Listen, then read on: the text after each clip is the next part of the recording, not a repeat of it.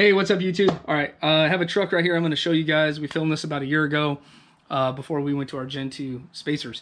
But it's a really common setup, and I feel like, you know what, this will give you guys still a lot of answers to questions you get every day. So this has a 3-inch lift on the front, 1 inch in the back. It's a Readylift with the Falcon 2.1 shocks.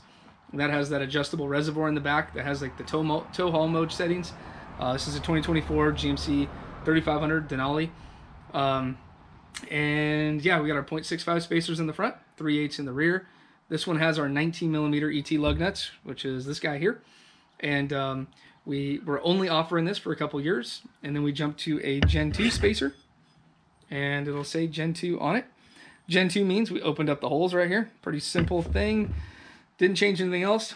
And we did that because I decided that the thin wall on here did just fine. Never had an issue. Sold thousands and thousands of these, maybe into the 100,000s. So those are just fine. Wouldn't freak out. But you know what? I was going to redesign this lug nut from the ground up anyways, and figured why not go with a thicker collar. And so this shank and everything is much thicker, bigger, beefier.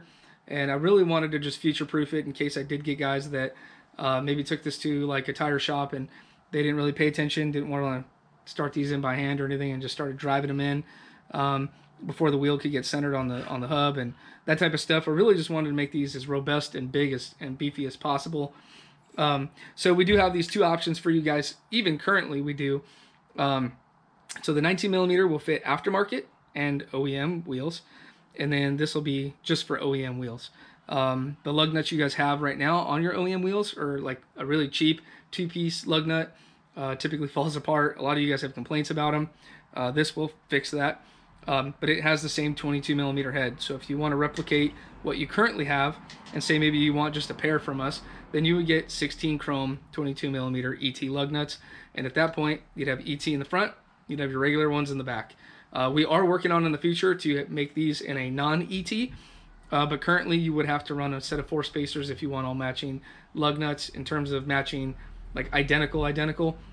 When you stand to the side version of the truck from the side profile, I wouldn't really worry about it too much, because again, these right here from the head look very, very similar to the naked eye as your OEM lug nuts do. So I want to jump into this video. This truck with the 37x1250s and some of the tire fitment stuff that we have, the mods that help fit the bigger tires, are mentioned in this video, and it's just good information and a good visual for fitment for you guys. So if you guys have any questions, let us know. But just wanted to let you know in this video that you are going to see this, and there was no mention of these because these did not exist at the time making the video. But check us out. We got the Gen 2 lug nuts. We call them just the 22mm ET lug nuts on the website, on the drop-down menu when you buy these, or the 19s. So whichever you want, you can go with. If you have OEM wheels, you're going to want the 22s. And then if you have aftermarket wheels, Method, Fuel, whatever, 19s. We talk about aftermarket, like some of these new OEM replicas that I'm not super familiar with. Those typically are still using the 22mm heads. So if you're not sure, get with us, get with the wheel manufacturer, and ask them, do I need 19mm lug nuts or 22? Usually it's pretty self-explanatory. I haven't even really gotten that question, probably not even once. Hey, what lug nuts do these wheels need? But just in case you do have those questions, this answers it all. So now that I've taken up 4 minutes of your time explaining the video, let's jump into it, get a visual on everything, and again, shoot me some questions down in the comments. Email us, scovelmotorsports@gmail.com or nick@scovelmotorsports.com, and then visit us at scovelmotorsports.com. So thanks, guys.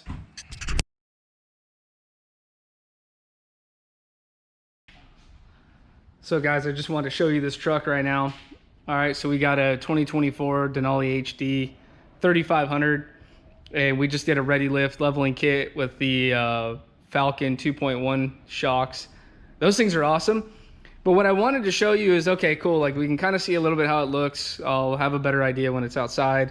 Also, it needs to get the alignment done here in the front. But I want to show you guys something right here on the spacers that we're going to be putting on. There's no spacers on it now because we're taking them off to go throw 37 1250s on it. But just take a look back here, and you can kind of see I can't really put my hand in here, right? This shouldn't be really much of an issue. running no spacers on this stock tire, right, which is your 275 65/20, but you can tell that you are never going to be able to get those 37 1250s on there. So this is where it kind of jumps into a couple things with the spacers. When we get 37s on here, we're going to churn and likely hit our sway bar, and then definitely be hitting the carpet and the frame over there in the back. So we're going to be hitting all over the place, but that's where I'm going to show you what the 0.65 spacers will do on a leveling kit. You're going to get to see a good comparison of what it's going to do. I don't even think the tires are going to fully bolt up before the tires hit that upper control arm. So anyways, just want to give you guys kind of like a little bit of a video before, during, and afterwards on what it's going to fix. It touches the arm, it won't turn. So right now we got the tire on and we got no spacer on it. If any of you guys can see,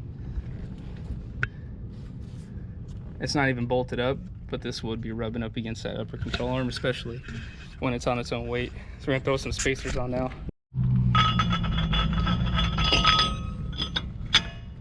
So we got our 0.65 right here going on.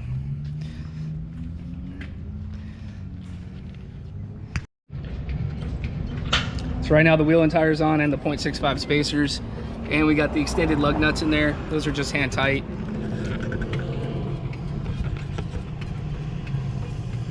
So that's the important part I wanted you guys to see and know, is now we have enough clearance in there from the upper control arm, and when we churn, we shouldn't be hitting anything over here as well on that side or on the frame. Anything that it would be rubbing, we would just be cutting it like somewhere up on the front bumper.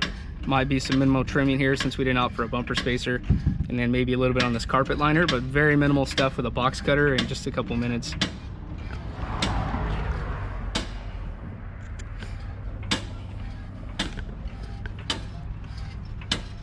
Truck doesn't have an alignment or anything yet, so you're not going to get a great idea of what this looks like till we're done, but that's kind of the stance it gives it. It doesn't really push that tire out too far at all.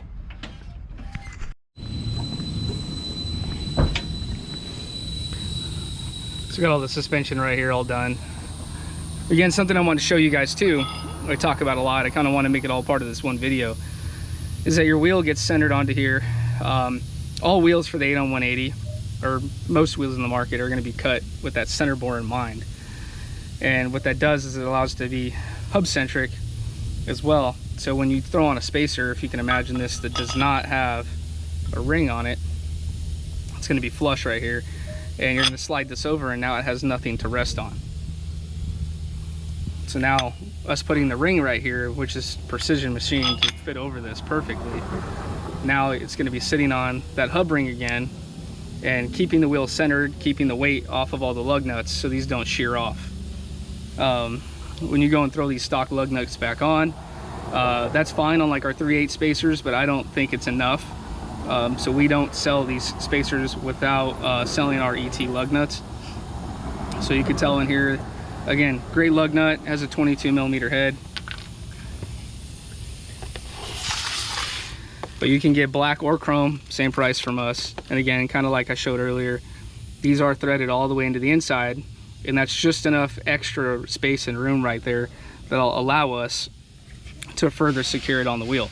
These will work on aftermarket or stock wheels, and you'll notice if you go like all the way in with them, right, we don't even need to necessarily go all the way in, but we have the spacers specifically designed for this, that it's not going to bottom out on the spacer. So that's the cool thing, is that you can see it'll never bottom out. So if it did bottom out and you had the incorrect spacers for this, then you would be running into issues where these would be all the way tight, buttoning up against something, possibly mushrooming this part out, and then it wouldn't be securing the wheel and it would be loose. So again, that's why we don't really recommend doing like some of those generic 1/2-inch spacers on the market, that, or 1/4-inch spacers on the market that are somewhat popular, is they're not hub centric, they're not going to be lug centric, and then this, again, will go through the wheel and hang out a little bit, so it will poke into these spacers just slightly on a lot of the wheels, and that's just going to further lock that part in too. So it's going to keep this thing just solid. So overall, you're really beefing everything up. It's where you're not going to have any worries or issues on the market. I mean, sorry, on your truck. That's going to be some of the best stuff on the market that you can buy. So it took a lot of time to machine this and make sure this is perfect. But we have a system that works, that thousands of trucks have now on the road. And you guys are really going to like how it works with just a 3-inch leveling kit or 2-inch leveling kit in general, because it gives you just enough space so we're not hitting up here, right? Because this is bigger than OEM on all of the trucks. And this is going to hit, see how that kind of tapers down at an angle? Most bigger upper control arms will do that. So you're more likely to rub and hit like this when the truck is off its own weight, or you're hitting speed bumps going off road. Because I'll have some guys say, well, I put 35 1250s and it doesn't rub. Well, when this arm gets a little bit more flat with the spindle, and it's a lot more parallel with the face of the spindle, at ride height, yes, but you want to make sure you throw a jack underneath it and make sure this isn't hitting your tire, because it will. And obviously this versus rubber, you can tell it's going to win. You're going to rub a big hole in the side of your tires. So that's something to keep in mind. This Readylift kit came with a fender tieback kit. We sell those. We sell the Readylift ones by himself on the website, Cognito ones as well.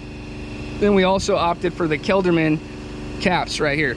These caps don't just bolt on, you trim a little piece of the bracket behind it, but because it does that and it tapers off and it doesn't go just straight down, that allows more room for the tire right here. So we have like a big tire kit on the website, I think a tire fitment kit. I kind of came up with a name for it. Only us, we're the only ones that offer it. But it'll push this back, it'll put this fender cap here, and then it's not a ton of work really. You're moving bigger pieces in the front, like the bumper and the grill, but you can get the 3/4 inch bumper spacer and push this forward, and that minimizes or eliminates, depending on the tire configuration, the lift kit, leveling kit, then you know, it eliminates you having to possibly trim this and then trimming some of the plastic down here. But that's all you should have to touch if you decide that you want to do just a tieback kit and then the caps. But any leveling kit that's on the market that's a 3-inch, if you pair it with like a 1-inch block, which is what we did in the back, and we'll kind of get some side comparisons when it's done. When you do something like that, you should have plenty of room for 37 1250s. And honestly, we do that combination on a lot of kryptonite leveling kits with a stock rear end too, with these same modifications. So that's what this guy opted for, was the Readylift kit. And then we did the kryptonite steering. So we have the new center link in there. That's just one solid straight piece. And then we have the tie rods right here that come in that kit. And since it gets rid of that radial joint and it doesn't screw in anymore, not only does that make that center link stronger, it also allows you to have a different style of tie rod. Kind of a side note, you know, talking about this piece, but you can see the way that that articulates, and this is a ball joint. This arm, if I took it off the spindle, would just fall and it hit the lower control arm.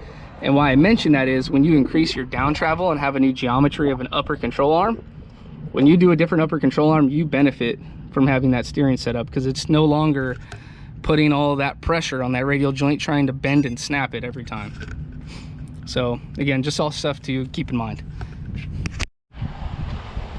This is what it looks like right now. We're about to get the alignment done on it.